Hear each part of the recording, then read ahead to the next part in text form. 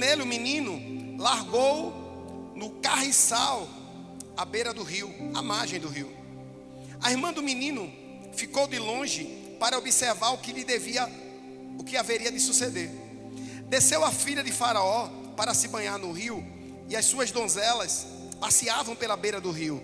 Vendo ela o cesto no carriçal, enviou a sua criada e o tomou. Abrindo-o, viu a criança, e eis que o menino chorava. Teve compaixão dele e disse: este é menino dos hebreus. Então disse sua irmã, a filha de Faraó: queres que eu vá chamar uma das hebreias, que sirva de ama e te crie a criança? Respondeu-lhe a filha de Faraó: vai. Saiu, pois, a moça e chamou a mãe do menino. Então lhe disse a filha do Faraó: leva este menino e cria-mo, pagar-te-ei o teu salário. A mulher tomou o menino e o criou. Sendo o menino já grande, ela o trouxe à filha do Faraó, da qual passou ele a ser filho. Esta lhe chamou Moisés e disse: porque das águas o tirei. Espírito Santo de Deus, a tua palavra, ela é suficiente. Tu não precisas de mim, Espírito Santo, para falar com o teu povo nessa noite. Tu podes usar qualquer um aqui presente, da mesma forma que eu sei que tu podes falar diretamente a eles, da mesma forma que eu sei que tu já falaste através dos louvores, mas aqui estamos. O culto é para ti, a adoração é para ti, o louvor é para ti, mas a palavra, ela é para nós. Por isso, Espírito Santo, te peço, não porque tu sejas obrigado a fazer, mas porque nós precisamos disso. Fala conosco, dá-nos uma direção clara do que tu queres sobre nós nessa noite. Leva-nos a uma nova atmosfera, a um novo patamar de entendimento, de maturidade. Abre a nossa visão mais uma vez, que possamos discernir qual é a tua perfeita, boa e agradável vontade. É o que eu te peço e te agradeço, em o nome de Jesus. Sinto fluir teu rio de vida aqui.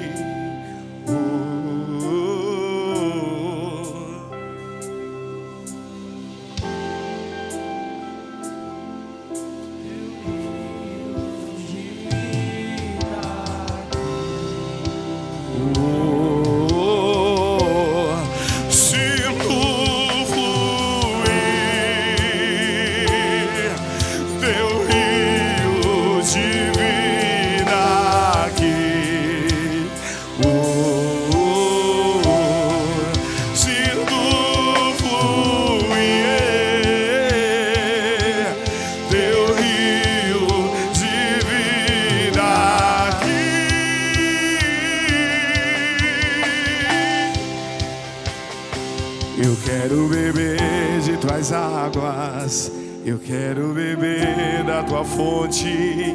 Vou mergulhar no teu rio, vou mergulhar no teu rio. Eu quero beber de tuas águas, eu quero beber da tua fonte. Vou mergulhar no teu rio, vou mergulhar no teu rio. Eu quero beber de tuas águas, eu quero beber da tua fonte. Vou mergulhar no teu rio, eu quero beber de tuas águas. Eu quero beber da tua fonte, vou mergulhar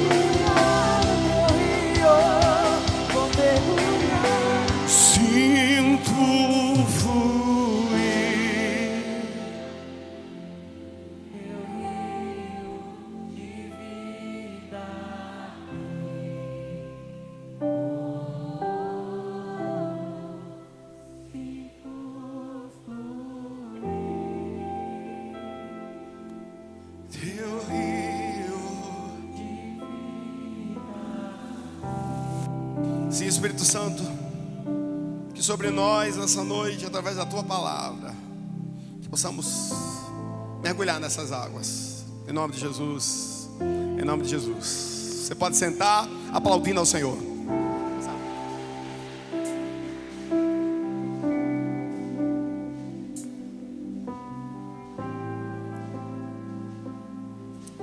O Pentateuco são os primeiros 5 livros da Bíblia: Gênesis, Êxodo, Levítico, Deuteronômio e Números. Na Bíblia judaica, o último livro, não do Pentateuco, mas da Bíblia deles, que se finaliza no Velho Testamento, é o livro de Crônicas. Porque se entende que o livro de Crônicas é um resumo dos primeiros 5 livros da Bíblia. Então, todas as vezes que alguém se dispõe a ler o Velho Testamento, ele estará lendo o que Deus fez no princípio, mas também o que Deus fez para que a humanidade, que através do pecado de um se perdeu, através do pecado de um esqueceu-se do seu Criador. Deus levantou um povo no meio dos povos, o povo de Israel. Esse povo recebe um chamado específico lá em Gênesis, no capítulo 12, através de um homem chamado Abrão. A promessa que repousava sobre aquele homem dizia o seguinte: que ele sairia da sua terra, do meio dos seus, do meio da sua parentela, e iria para uma terra que Deus lhe daria, e que a descendência dele seria grande, incontável, como as estrelas do céu. E o desenrolar do livro de Gênesis, e cada parte do que nós vamos encontrando ali, foi trazendo enredo a isso. Mesmo debaixo de uma promessa tão grande, os bisnetos, os tataranetos foram esquecendo das promessas, porque uma promessa só é válida quando eu vivo a promessa. Se Deus me faz uma promessa, eu preciso honrar com o que Deus me disse. Se Deus derrama unção sobre a minha vida, Ele está me habilitando para fazer algo. E o mínimo que me cabe nessa terra é honrar com essa habilitação. Onde quer que eu esteja, o que quer que eu esteja fazendo. Palavra de ontem, nas várias ministrações, o convite era: a palavra vocês conhecem, mas o que vocês estão fazendo com o que vocês conhecem?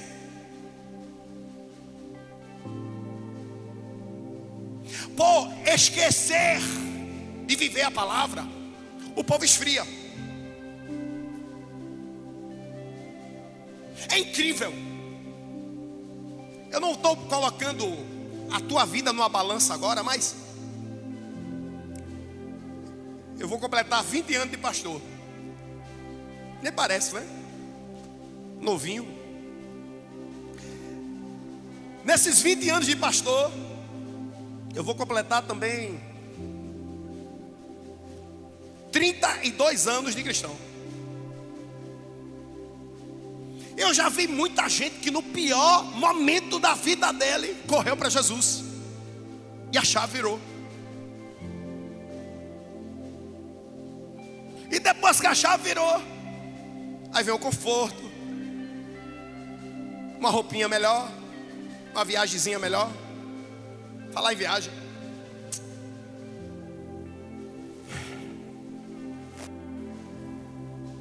aí sai daqui para outro lado do mundo.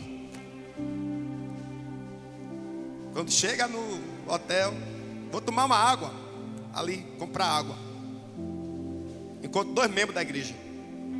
Levanta a mão, os membros da igreja. Eu não posso nem usar uma sunga.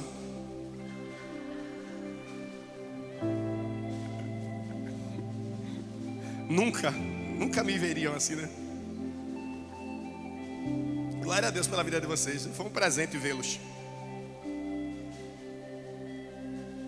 Faz uma viagemzinha, um sapatinho melhor. Não, mas eu não estou com tanta, né? Hoje não, amanhã não. O Brasil vai jogar, não, perdeu, mas hoje a Argentina, né? Vou torcer contra. Eu sei de onde ele me tirou. Eu sei qual foi o tipo de leite que eu bebi. Eu sei o dia em que ele me chamou pelo nome e eu não merecia. Eu sei a promessa que ele me fez e qual foi a direção que ele me deu. Nada é negociável. Nada. E se um dia for que ele me leve,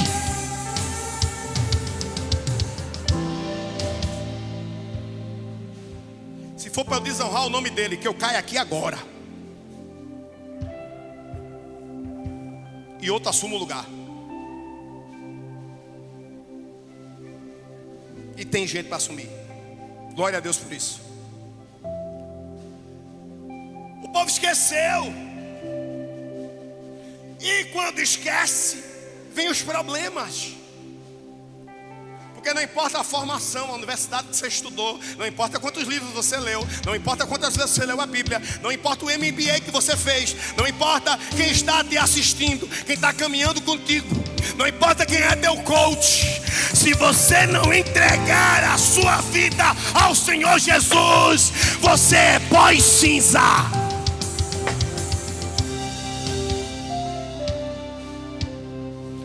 E pó e cinza não tem força para o próximo passo.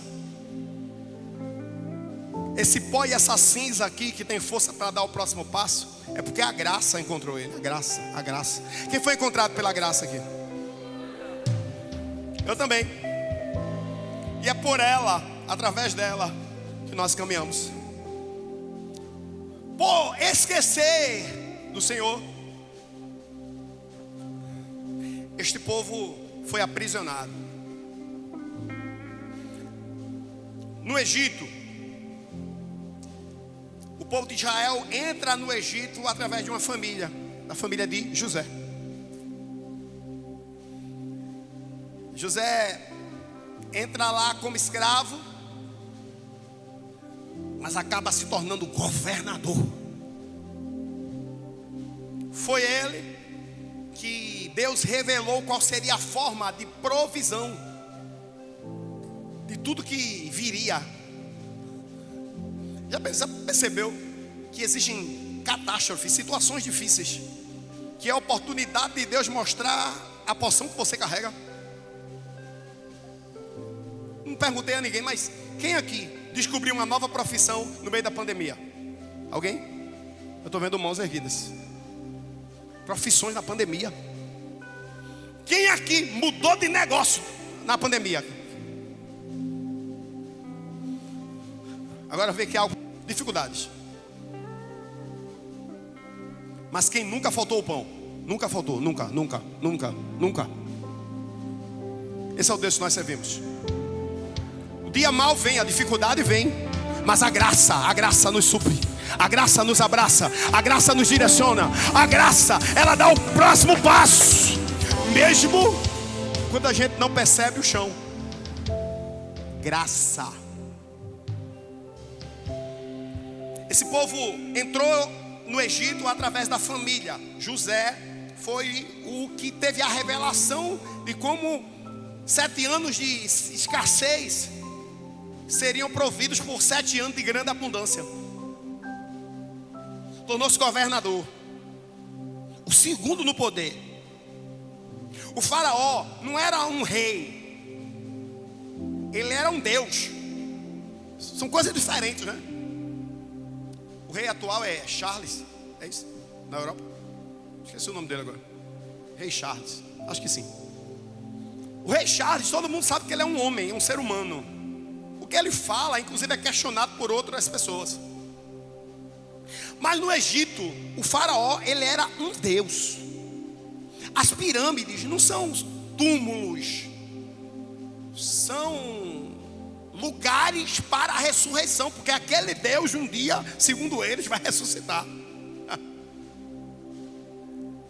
Ei, eu conheço um que morreu e ressuscitou, e ele está aqui hoje. O nome dele não é Faraó, o nome dele é Jesus.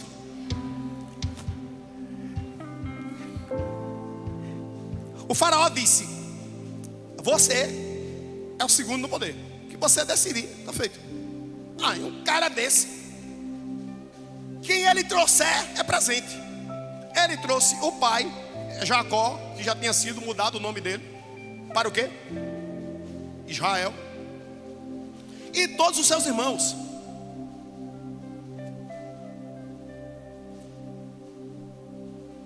Só que igual a mim, igual a você, nesta terra, os nossos dias são contados.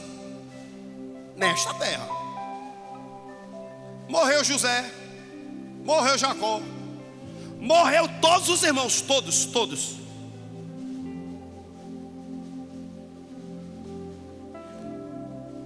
E os filhos, os netos, os bisnetos cresceram, aumentaram o número. Mas o texto diz que o Egito esqueceu de José. Eles cometeram um erro.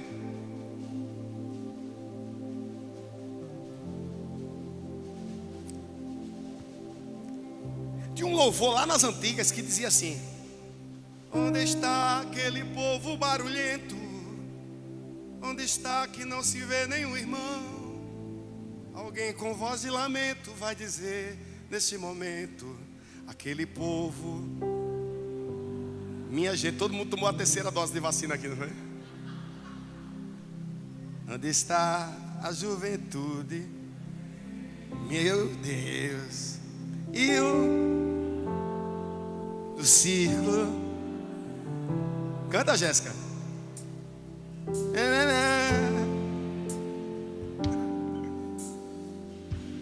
O ritmo não é esse não, meu lindo. Foi-se embora pra Sião. Onde está aquele povo? Olha aí. Onde está que não se vê? Bora, George. Alguém com voz de lamento. Aquele povo. E a gente canta esse hino, os 40 a mais, e sabe que não mudou. Quem é barulhento aqui? Levanta a mão.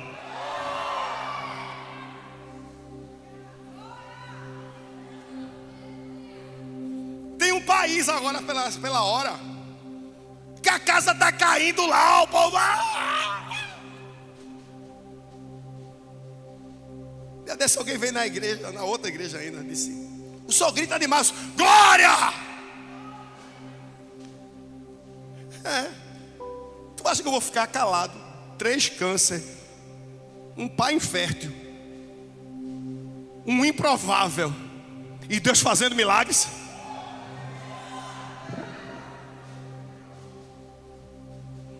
Sim, nós somos barulhentos. Só que um dia essa terra vai perder esse barulho. O Egito ouviu o silêncio do povo de Deus. O que é que acontece quando o povo de Deus faz silêncio? Ele é esquecido.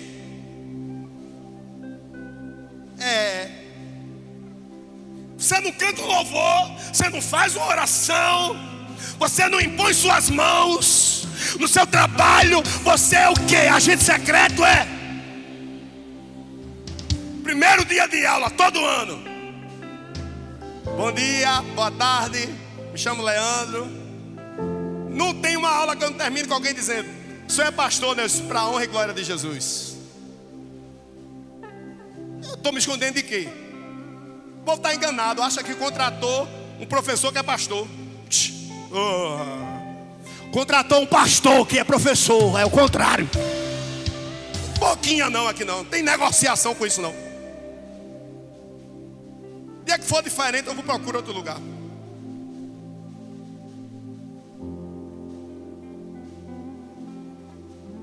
O povo de Israel ficou em silenciozinho, esqueceram deles.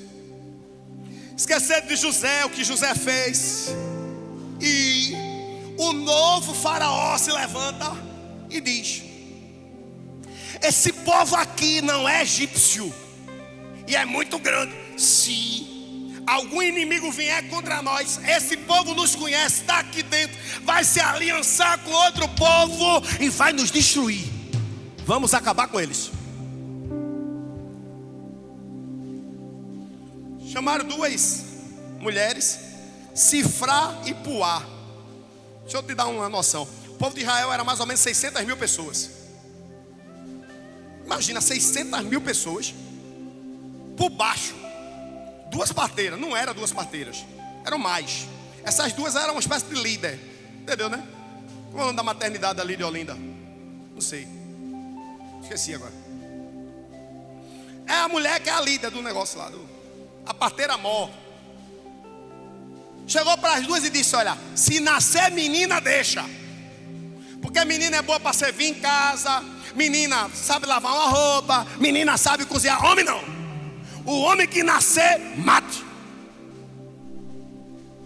Um olhou para a outra e disse: existem duas vertentes. Uma diz que elas eram hebreias, porque o nome delas é hebreu. Outras dizem que ela não era nada de hebreia, elas eram egípcias. Não sei o que é que elas eram. O que eu sei é que um olhou para a outra e disse: tu vai fazer isso? Eu não. Tu vai? Eu não. E agora? A gente vai matar o povo de Deus, hein? Tô fora. O que aconteceu? Aí que nasceu o menino mesmo. Nasceu tanto menino e tudo bonito assim, feito vado. Shalom Adonai, irmão.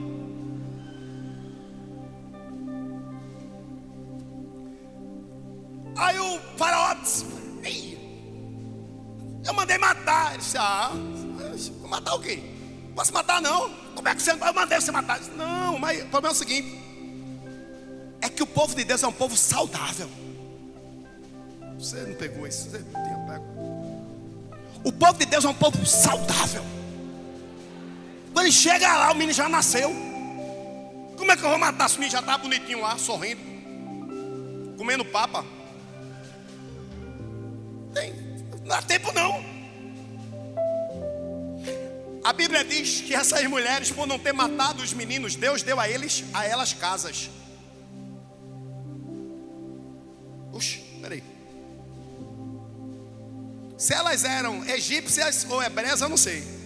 O que eu sei é o seguinte: quem não negocia a vontade de Deus é abençoado. Primeira chave dessa noite. Propostas vêm todos os dias. Sim ou não? Escolhas todos os dias. Sim ou não? Antes de fazer a escolha, procure qual delas está alinhada com essa palavra. Porque se não tiver, irmã, esse casamento não é para você. Irmão, esse trabalho não é para você. Queridão, esse projeto não é para você. Porque o que Deus tem para você vai fluir daqui, ó. Deus não quer um trabalho que separe sua família. Deus não quer um trabalho que tire teu ministério. Deus não quer uma porção que tire o pão da boca. Isso é inegociável.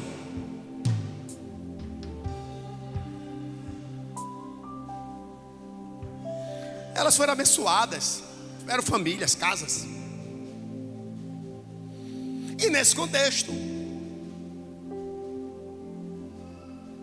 começamos a palavra. 2 primos, um homem e uma mulher. Esse texto não fala o nome da mulher, mas todos nós sabemos que o nome da mulher é o quê? Mãe de Moisés. Não é possível que você nunca viu aquele louvor. Bota aí.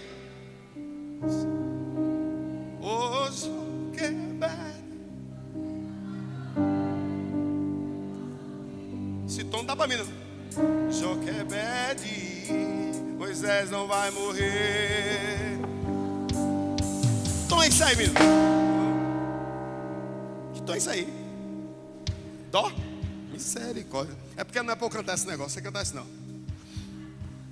Joquebede, o nome da mulher. Joquebede, prima do marido, tem um filho. Diz que o filho nasceu lindo. Como era o nome do filho? O texto não diz o nome do filho. Não diz que foi Joquebede que botou o nome no filho. O menino nasce hoje. O que acontece hoje? Tinha um decreto. Já que os filhos delas nascem sozinhos, sem ajuda, todos os filhos homens vão ter que ser afogados no Nilo. Que decreto do inferno. Todo menino era para ser morto no Nilo. O que é que tinha no Nilo? O Nilo era a fonte de riqueza do Egito. Quando tinha cheias do Nilo, as terras férteis eram molhadas e as plantações que vinham em seguida eram prósperas. Esse mesmo Nilo, que tinha suas enchentes famosas, era cheio de crocodilo. Sabia disso? Um rio com margens rasas, mas o meio muito profundo. Por isso as enchentes dele mudavam todo o relevo. Como as margens eram rasas, as águas percorriam grandes distâncias para as laterais.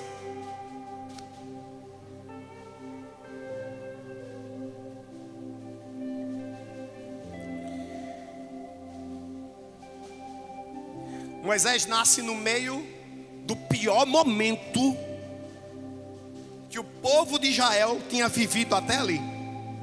400 anos de escravidão. Moisés nasce no pior ano.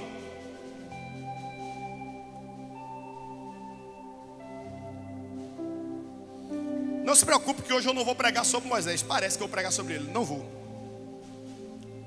Não vou pregar sobre Moisés. Não vou pregar sobre Joquebede.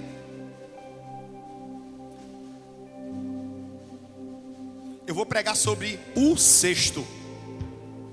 E não é o sexto, primeiro, segundo, terceiro, quarto, quinto, sexto, não. É o sexto, o balaio.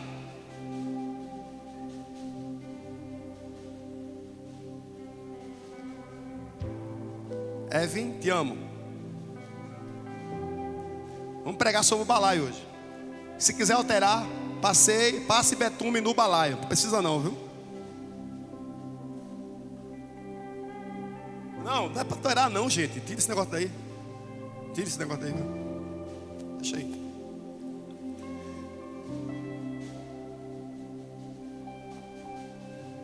O rio era perigoso ou não era? Perigoso ou não?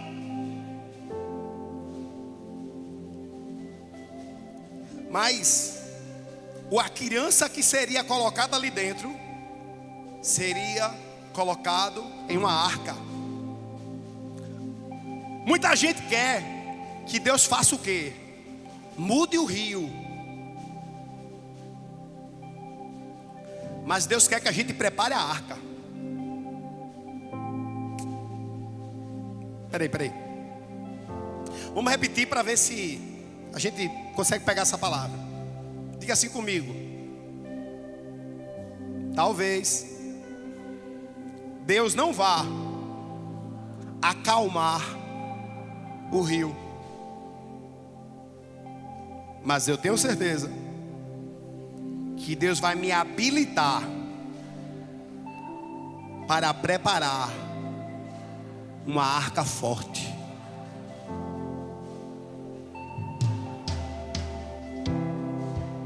Porque quem está dentro de uma arca forte não está pedindo para o Senhor tirar o problema, está pedindo ao Senhor para fortalecer ele ou ela, para que o problema seja resolvido através dele, através dela.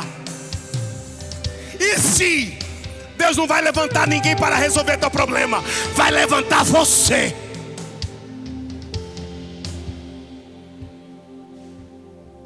Você é tão filho, tão filha, que você já nasceu habilitado para resolver certos problemas. Enquanto você não se posicionar, lindão, o problema continua. E tem uma galera que é interessante, né? Tá vivendo um problema, muda de rio. Ah, eu vou para outro rio. Oh. Todo rio tem enchente, viu? Todo rio tem seca. Enquanto a sua arca não estiver pronta, o rio é o que menos importa. Existem milagres que não acontecem quando o rio seca, só quando a arca flutua. Existem milagres que não virão quando o exame mostrar não tem nada. Virão quando o exame mostrar tem algo aqui. Mas 6 meses depois, totalmente curado. Totalmente curada. Totalmente debaixo da presença de Deus. Eu creio num Deus que cura agora. Quantos creem? Mas eu creio num Deus que usa a mão do médico e daqui a 2 meses você está curado. Quantos creem nisso? Quantos creem nisso?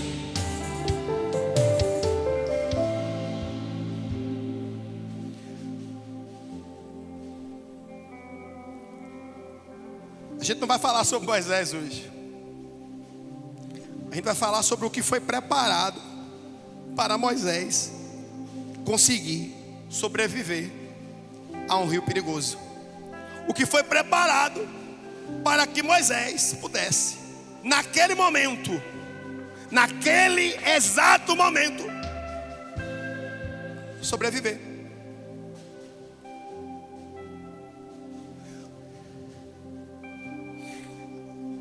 A história, ela é muito curta ali no capítulo 2 e no capítulo 1 de Êxodo.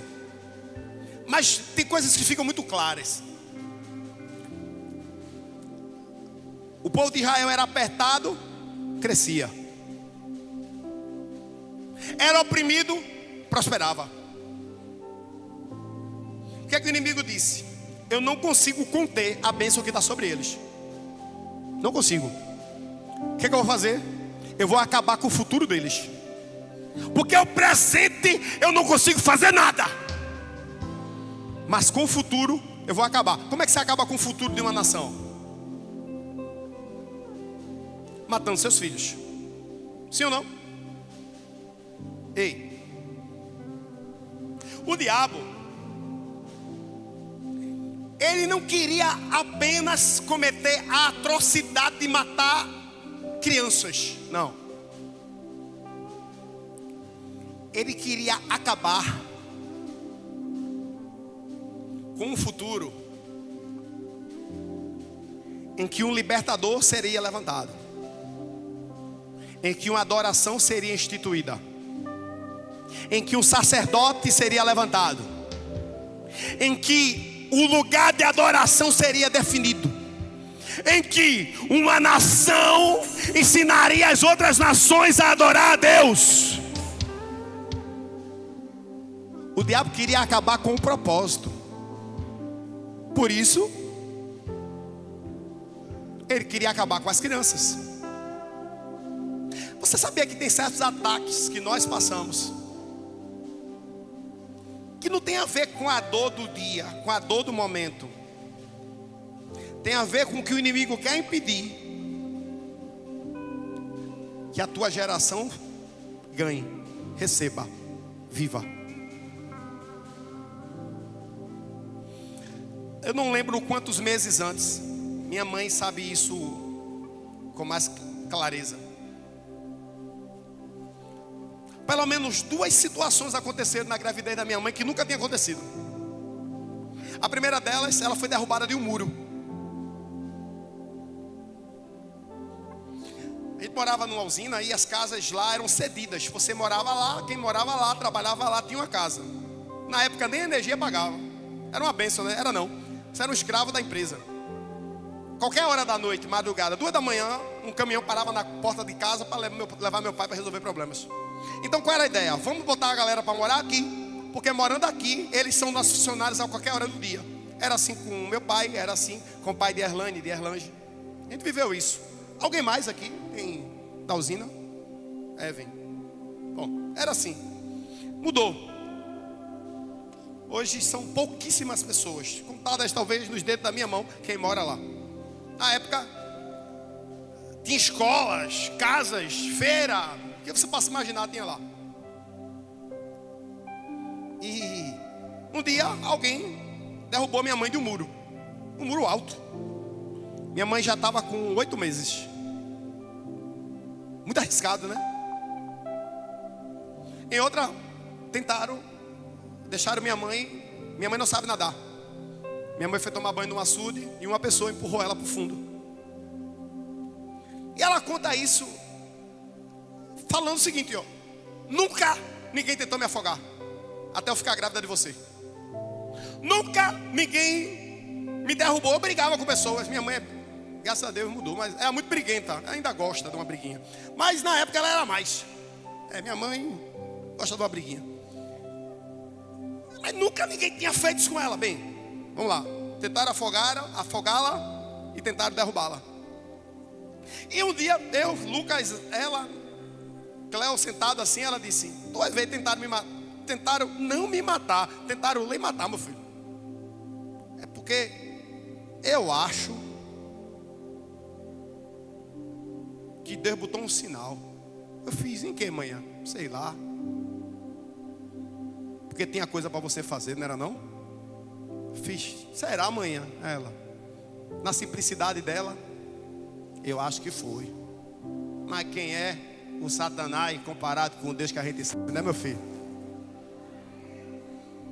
Essa é minha mãe. Moisés era o foco do inimigo. O inimigo, peraí, esse povo não vai ficar escravo aí muito tempo. Esse povo foi chamado por um Deus que é vivo. Deus disse que ia abençoá-los, fazê-los crescer. Não combina com quem adora a Deus ficar preso, escravo. Vai se levantar alguém. O que eu vou fazer? Eu vou acabar com eles.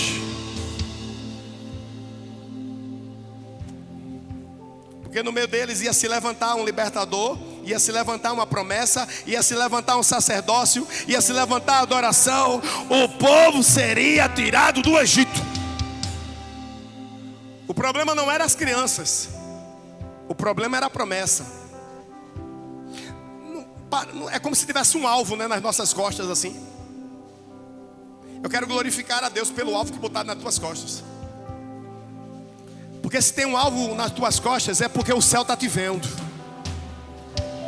Ei, para de reclamar porque estão te perseguindo. O que está acontecendo é porque o que você carrega vai mudar essa geração. A gente tem que sair dessa do coitadinho. Só acontece comigo. É só com você mesmo. Porque Deus te deu uma porção e essa porção vai mudar vidas. Quando essa porção tornar-se algo prático, vivido, essa terra vai sentir a porção de Deus que está sobre você. Por isso sim, uma família difícil. Por isso sim, um trabalho difícil. Por isso sim, situações difíceis. Você não está vivendo apenas uma luta. Essa luta não é contra você. Essa luta é quem você vai se tornar. Você pode declarar a vida de quem está do seu lado? Você pode declarar sobre a vida de quem está do seu lado? Diga assim: essa luta vai passar. Nesse momento, essa luta é treinamento. Não, peraí. Nesse momento, essa luta é treinamento para o que Deus vai fazer através de você. Quantos creem? Quantos creem?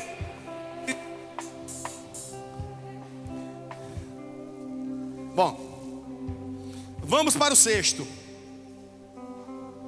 Quanto tempo Moisés passou escondido? Nós lemos o texto. Quanto tempo foi? 3 meses. Quanto tempo? Elisa está com quanto tempo? 3 meses. Grandinha ela, né? Vocês viram apresentando Elisa aqui domingo? Não é grandinha? Pronto. Moisés estava naquela idade ali. Enquanto Joquebede pôde esconder, Moisés ela escondeu. Mas foi um tempo para ela orar. Porque a ação sem oração, ela é projeto humano. Mas a ação debaixo de oração é direcionamento dos céus. Não, peraí. Não, eu estou com um plano de negócio aqui incrível. Filhão, não é 50%, ou dá certo ou dá errado, não é. Não é. Porque você não é gerido apenas por átomos, elétrons, prótons, nêutrons, forças eletrostáticas, forças magnéticas. Ei. Existe um Deus. E esse Deus, quando Ele está na gestão da tua vida, todo o mundo vai para a esquerda, mas o Senhor diz, vai para a direita, e você vai. E todo mundo dizendo, tu vai. E você dizendo, Deus mandou ir por aqui. E a voz dele é maior do que a voz de qualquer economista. A voz dele é maior do que qualquer plano de negócio. A voz dele é maior do que a voz de qualquer médico. E você vai. E o que acontece? A vontade dele. Existem algumas características que só a vontade de Deus tem. Ela é perfeita, diga perfeita, boa e agradável. Só tem um jeito de viver algo perfeito, bom e agradável: se viver a vontade de Deus.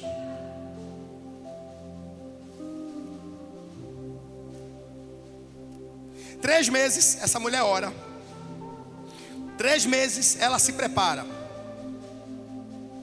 Até aqui 3 meses se preparando, ela gera um plano. Vou colocar meu filho num cesto.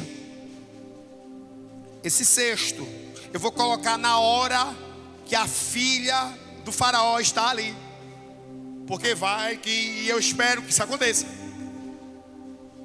Ela veja o meu filho, e assim como eu, assim como o pai, assim como todo mundo se apaixonou por ele, que ela se apaixone também. Ela tinha controle sobre isso. Você tem controle em alguém gostar do seu filho? Tem. Mas ela obedeceu uma direção. Direção é louca mesmo. Uma das palavras ontem foi: Deus vai te dar uma direção louca. Amém. Quem crê está aqui. Se eu disser, estou pronto. Vai vir como? Farei. Porque não tem que ter lógica, apenas tem que ser direção. Amém? Deu uma direção a ela, e para que tudo acontecesse, vamos para os fatores que poderiam dar errado. Número 1, o rio era cheio de crocodilo. Ela não consegue controlar crocodilos. Número 2, a filha de Faraó não podia gostar do filho dela. Podia não gostar do filho dela. Diz assim: é hebreu, mate. 3, o menino podia se afogar. Qual era a única coisa que ela tinha controle? O menino não se afogar. Você está entendendo que a única coisa que ela podia fazer ali era o quê? Fazer uma arca bem feita para que o filho não afundasse. Ei, terceira lição de hoje, e eu espero que você não esteja contando.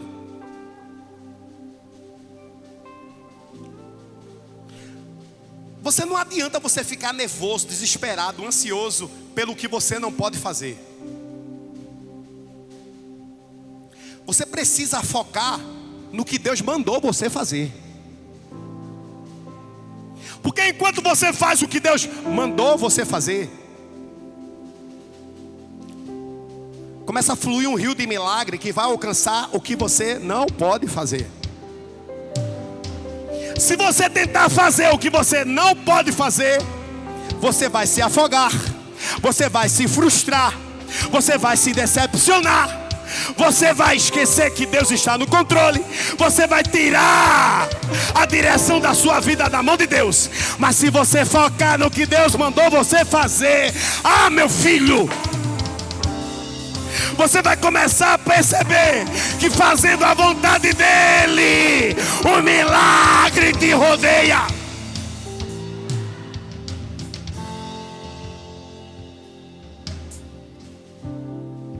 Experiência com Deus tem a ver com esperar o tempo, amém? Mas não é esperar sentado, é esperar fazendo o que é possível. Diga comigo, eu vou fazer o que é possível. E o impossível está na mão do Senhor. O que Joquebede fez, Suane, não foi um improviso. Tem muita gente improvisando. O problema vem, tem um fio aqui. Ela nasceu com o problema já. Tinha um decreto para matar o filho. Foi 3 meses ela se preparando.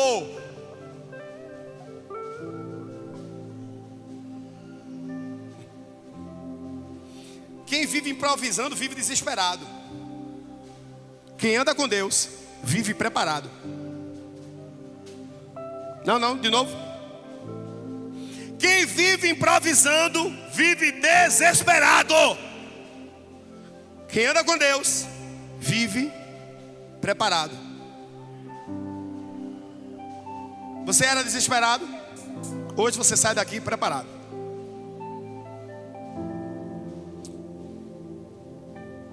Todo mundo que me liga dizendo assim: pastor, estou vivendo um momento difícil, estou com uma decisão para tomar. Primeira coisa que eu pergunto é: adivinha? Mas não tem esse espírito de adivinho aqui, né? Não tem pitondiz aqui, graças a Deus. Não. Eu pergunto: está lendo algum livro da Bíblia?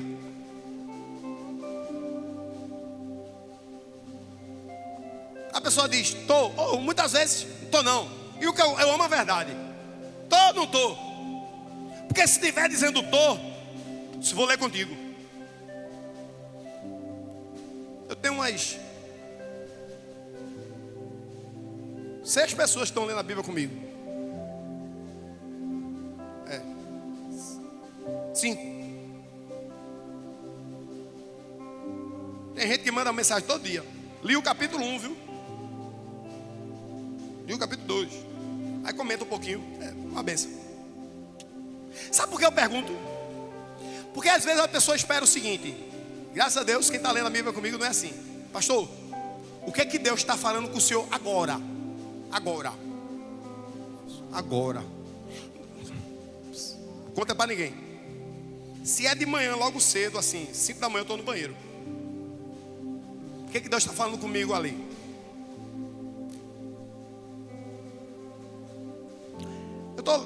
Eu leio a Bíblia, vou no banheiro, tomo banho. Esse tempo ali eu respondo mensagens. Normalmente o que eu digo à pessoa é: eu li tal texto agora, acabei de ler isso aqui, e mando para ele. A pessoa: que bênção. Eu não fico satisfeito com isso. Por que eu tenho um versículo para dizer? Porque eu li. Aí eu pergunto: você está lendo o quê? Nada. Agora você vai ler. Leia tal livro, leia tal carta, leia tal História. Porque se eu quero que Deus fale comigo, como é que eu não leio a boca dele falando comigo?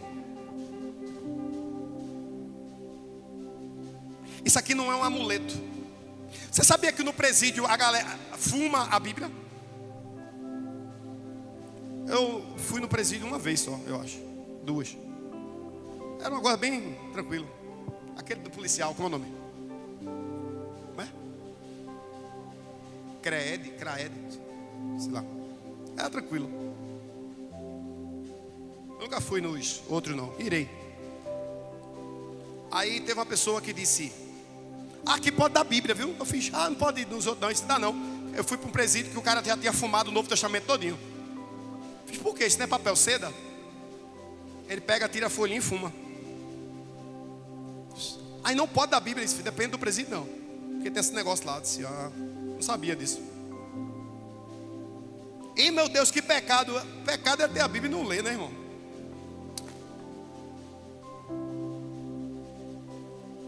Sabe por que ele está fumando a Bíblia? Porque para ele é um livro qualquer. Será que eu faço diferente se eu tenho a minha e não leio? Um fuma, o outro não lê. Nenhum dos dois sabe. Se pelo menos antes de fumar ele lesse, né? Acho que hoje ele fumava um, amanhã ele fumava meio, uma semana depois não fumaria nada. Porque isso aqui é vida, e vai fluindo, vai mudando, vai lavando, vai tirando o peso, vai mudando a mente, metanoia, vai nos qualificando, vai dando ideia para negócio, né, Jobson? Vai lendo provérbios, vai entendendo o que é ser homem, né? O que é ser dono, o que é ser filho. É assim ou não? Hoje você veio para um culto. Eu não estou invocado não, viu, gente? O senhor me perguntou se tinha tapa hoje. Tem nada. Tem não. Quem vive improvisando vive desesperado. Quem anda com Deus vive preparado. Quer se preparar? A partir de hoje. Pastor, começa por onde? Começa por João. Manda para mim a mensagem. Eu quero ter que me acordar 2 horas antes só para responder a mensagem. Pode mandar. Eu vou responder. Talvez eu não responda na hora, mas eu vou responder. Eu quero ouvir o que Deus está falando contigo. Se alguma coisa acontecer lá, me conta. Por que não vai me contar? Me conta. Não é confissão não. É testemunho. Eu quero ouvir o que Deus está fazendo com você. Você lendo a palavra dele. Tem gente que aprende física e muda a vida. Tem gente que aprende nutrição e muda a vida. Imagina quem lê a palavra do Eterno.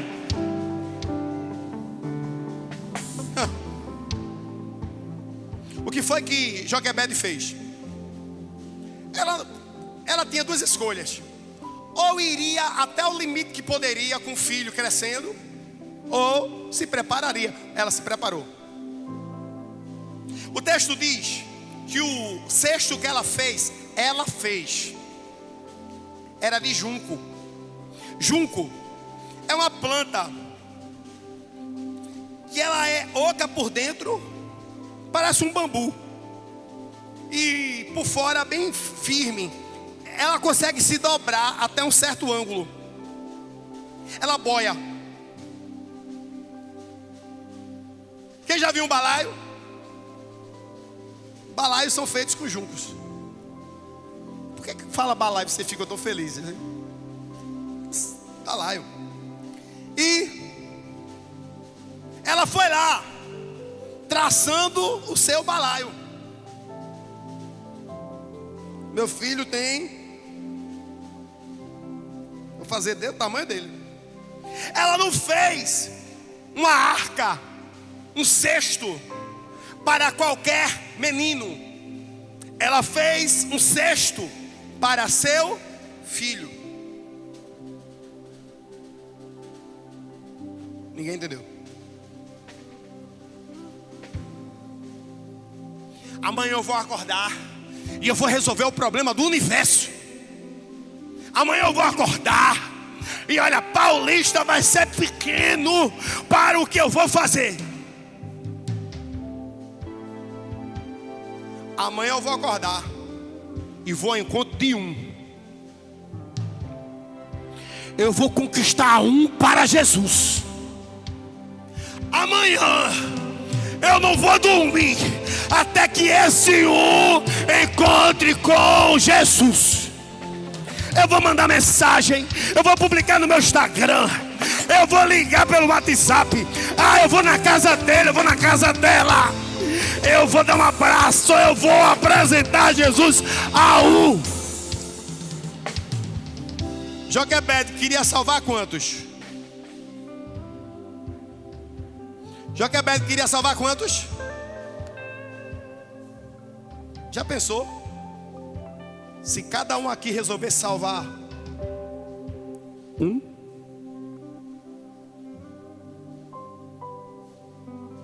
Joquebed fez o cesto do tamanho de quantos?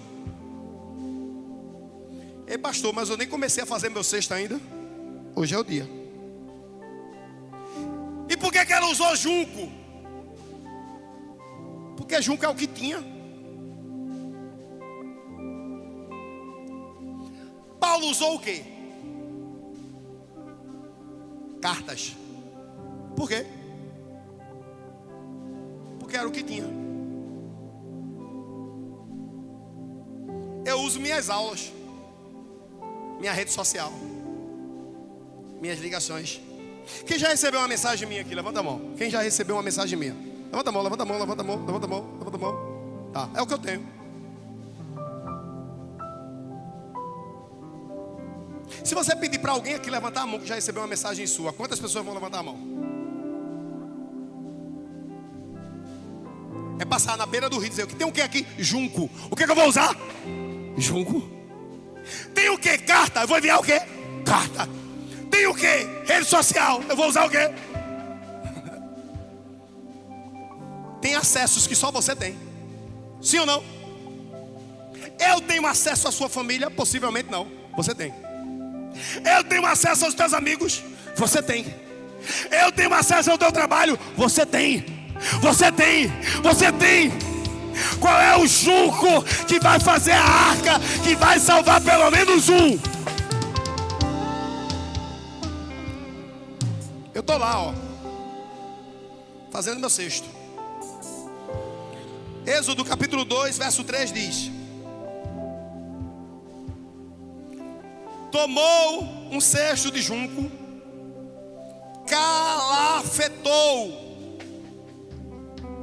com betume e piche. O que é calafetar? Cobrir. Eu não sei como é que você vai fazer na Libra aí agora, minha filha. Betume. Betume é um piche grosso. Asfalto. Piche de asfalto é betume. Amém? Piche de asfalto é betume. E piche? Piche é um piche mais fininho. O primeiro serve para cobrir uma área grande.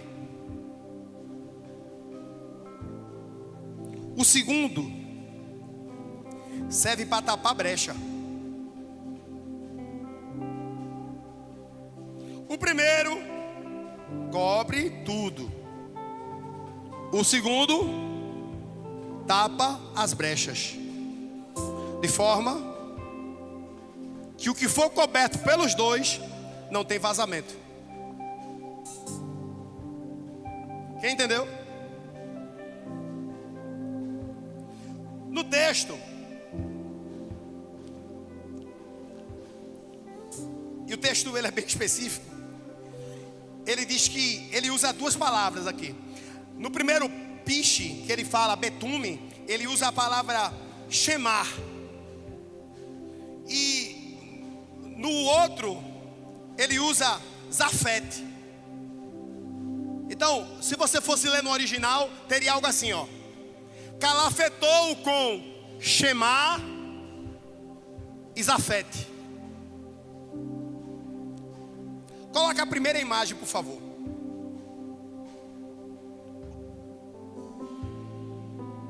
Eu lhe pergunto, esse cesto flutua ou não? Quem acha que ele flutua? Quem acha que ele não flutua? Eu entendo que você acha que ele não flutua porque tem buraquinhos, não é isso? Só que na física, cadê Hannah? Tem uma fórmula chamada de empuxo, né, Hannah? Que é μGH. Mi é a densidade, G é a gravidade. O V, ali é o volume submerso. Esse troço boia. Não precisa de muita coisa aqui não, ele boia. Só que ele boia com água dentro. Uma criança aqui ia fazer o quê? Se afogar. Não, o troço não ia afundar, mas ela ia se afogar porque tem água dentro, entendeu? Não é o betume que faz isso aqui flutuar. Flutua porque a densidade é pequena. O cesto sem betume, sem proteção, a água entra. E o cesto? Hoje o pastor não disse que não afundava? Ei, se botar muito peso, sozinho, vazio, ele vai se embora. Mas com muito peso, ele faz o quê? Sem preparação, não há proteção. Sem proteção, não há. Coloca a segunda imagem. Isso aqui é o betume grosso. Chamar.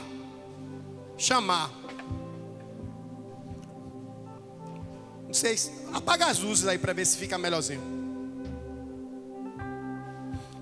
Dá para ver que tem brechas ainda? Sim ou não? Então vamos lá. Está coberto por um betume.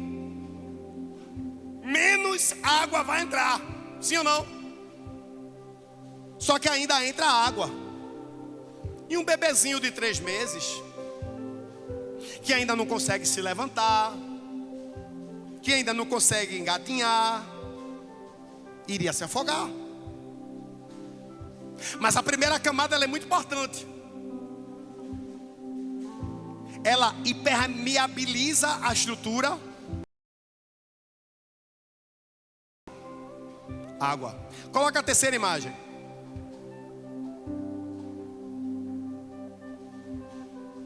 Está vendo esses espaços vazios aqui? Isso aqui é porque o betume grosso não entra. Aí vem o betume fino, que é quase uma tinta impermeabilizante. Aí começa. Onde tem brecha eu vou tampar. Nesse cesto não entra água porque meu filho vai dentro. Nesse cesto não pode entrar água porque o meu propósito está aqui. A brecha que tiver eu não vou deixar que permaneça, porque eu quero que esse cesto chegue ao seu destino.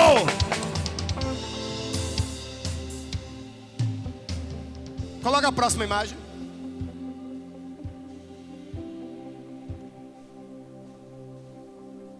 O cesto agora está pronto. Está coberto. O que for colocado aqui dentro vai estar, diga comigo, preservado. Espera aí. O cesto está pronto, foi preparado. Ele agora está coberto. O que eu colocar aqui dentro está o quê? Olha como era antes. Olha como é agora.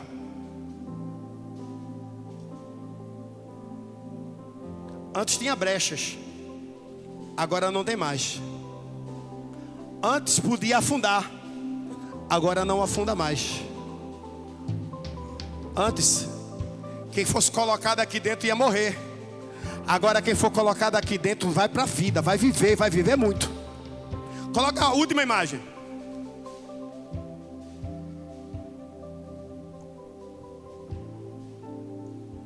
Quem é pai e mãe aqui? Imagina teu filho aí dentro, tua filha aí dentro. Imaginou?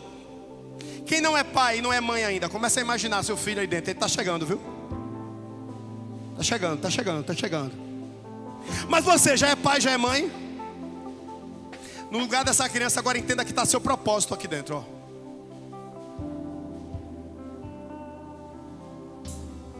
E você tem uma escolha na sua mão hoje. Colocar seu propósito num cesto cheio de buracos. Colocar seu propósito num cesto com algumas brechas. Ou colocar seu propósito dentro de um cesto totalmente protegido. Pode deixar essa imagem aí.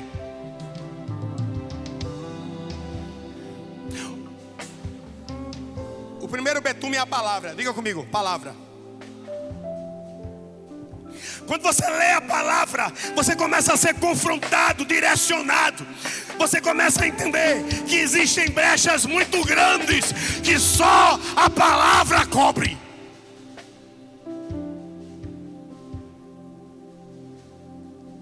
Não é onde você estudou, não é com quem você estudou, não é quem te tratou, não é quem está te tratando, não é quem te treinou, não é quem está te treinando. É a palavra. É a palavra. É a palavra. Onde tem palavra, tem cobertura. Onde tem palavra, não tem brecha aberta. Uma igreja sem palavra afunda.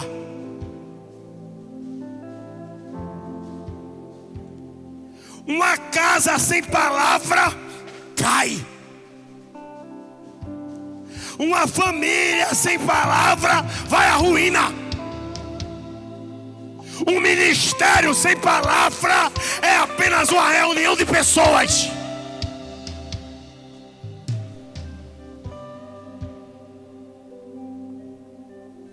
Só que se a palavra for tratada apenas como um livro de estudo,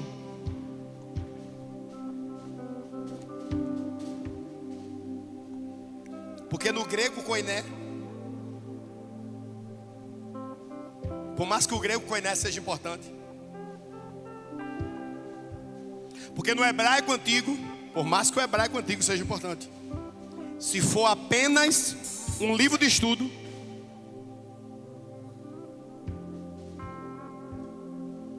existem pequenas brechas que nunca serão tapadas. Porque essas pequenas brechas tem que vir aquele que é suave. Tem que vir aquele que entra onde quer que eu esteja.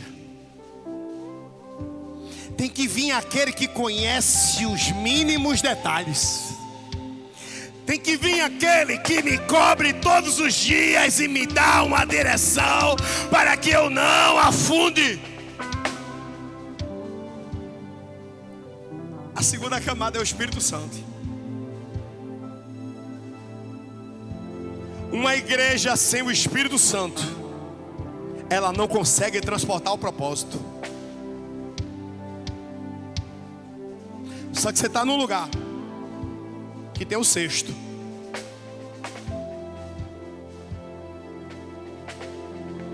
Tem o betume. E tem o Espírito Santo. O que não está acontecendo ainda é porque você ainda não colocou o teu propósito dentro do cesto.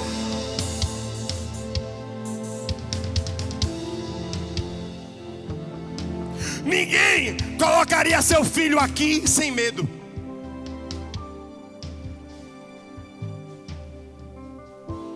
medo, ele existe. Somos humanos. O medo do prejuízo, o medo da perca, o medo de dar errado, o medo de confiar de novo, o medo de ser traído de novo, de ser traída de novo, o medo de não ser entendido de novo, de não ser entendida de novo. Ei!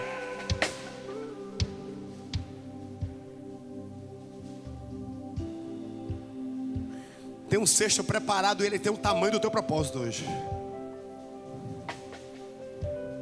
Mas só quem pode colocar o propósito dentro do cesto é você. Só quem pode colocar o propósito dentro do cesto é você. Eu queria cair onde você estivesse agora.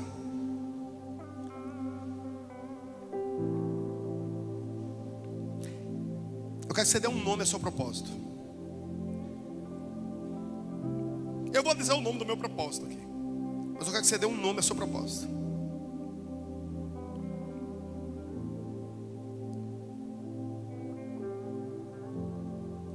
Talvez o seu propósito seja um filho que você não tem ainda. Já tem nome? Talvez o seu propósito seja um trabalho novo, um curso novo que você quer fazer. Porque cada um está vivendo um rio diferente, sim ou não? Cada um está vivendo um momento diferente aqui. Mas eu lhe garanto que cada um está dentro de um rio agora. Há uns anos atrás, o meu propósito era Lucas. Há um ano atrás, o meu propósito, que eu colocaria ali dentro, era a cura de Cleo. O propósito vai mudando de acordo com o tempo, sim ou não? Não o propósito de Deus na minha vida, mas o propósito que eu coloco dentro do cesto. É diferente. Hoje eu estou colocando um propósito dentro desse cesto. E o nome do meu propósito hoje são vidas.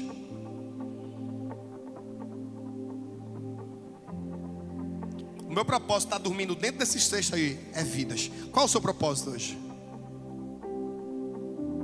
No teu braço é apenas um filho ameaçado. No teu braço é apenas um curso que você não passou. No teu braço é apenas um negócio que está dando errado. No teu braço é apenas um ministério que você não entende porque não está acontecendo. No teu braço é apenas um casamento que está difícil de vivê-lo. No teu braço é apenas um sentimento, uma depressão, uma tristeza que você não consegue superar. Ei, mas quando você colocar no cesto,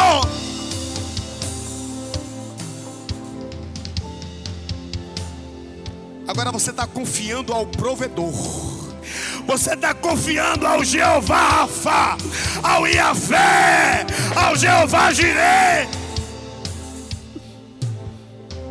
Aquele que provê, aquele que pode todas as coisas, aquele que vai além de tudo que nós podemos pensar ou imaginar.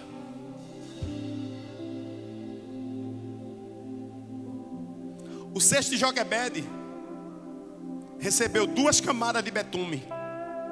A primeira camada era grossa, a segunda camada era fina. A primeira camada impermeabilizou, a segunda camada tapou todas as brechas. Só depois de pronto, Moisés foi colocado dentro.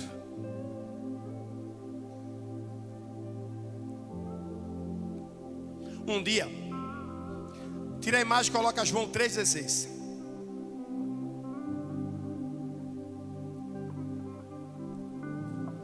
Jesus mandou uma arca para cá.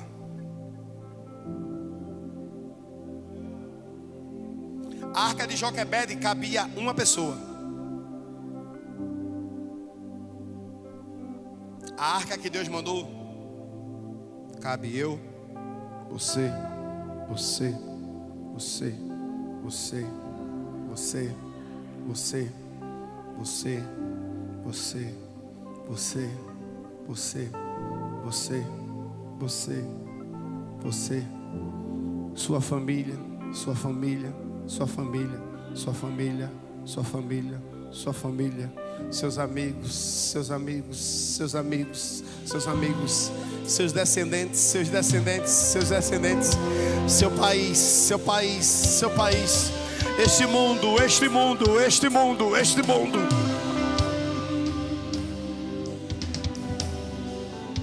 Na arca dele cabe todos nós.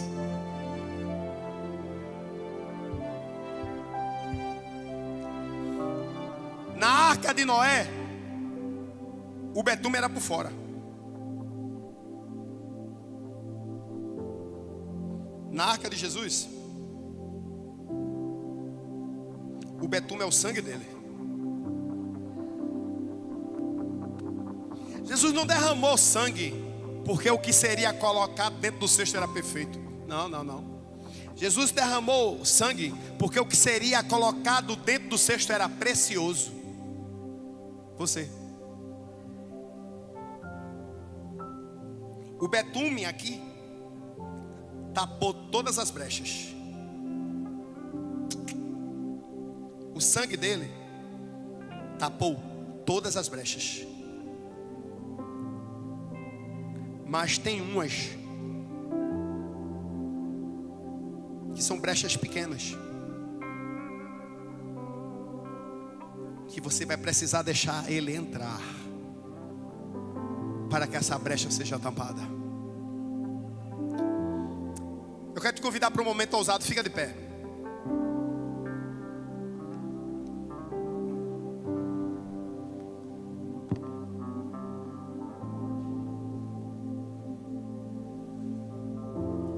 Quantos creem aqui que foram cobertos pelo sangue de Jesus?